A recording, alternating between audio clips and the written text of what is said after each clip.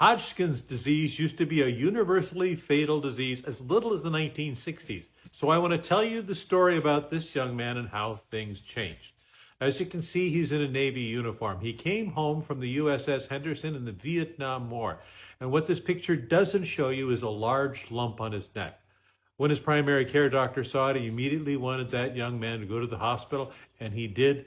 And they found out he had a deadly diagnosis called Hodgkin's disease.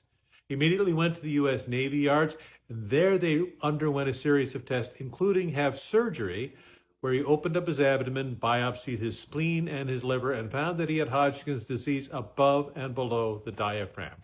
This was a fatal diagnosis, but fortunately, because his naval yard was in San Francisco, he had access to some of the latest chemo and radiation therapy protocols, and he agreed to undergo them. It was a brutal 6 months. And for 6 months, he had radiation, chemotherapy, was vomiting, had diarrhea, lost his hair, all of the bad effects of chemotherapy that we rarely see today. He was told once he finished it that he had about a 35% chance of 5-year survival. Well, he beat the odds. He lived 37 more years. He got married to a school teacher. He was able to travel the world, became a master pipe fitter. And when he died, all of his high school friends came to his funeral, even though it was thousands of miles away, because he was so beloved by everybody.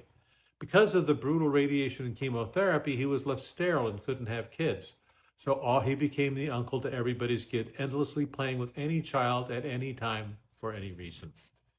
He sadly died of another cancer in 2006. And 4 years later, his only nephew was born, my son.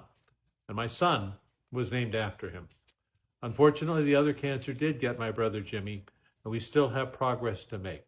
But because we still have progress, I'm going to wear pink, and I'm going to continue to say, fuck cancer.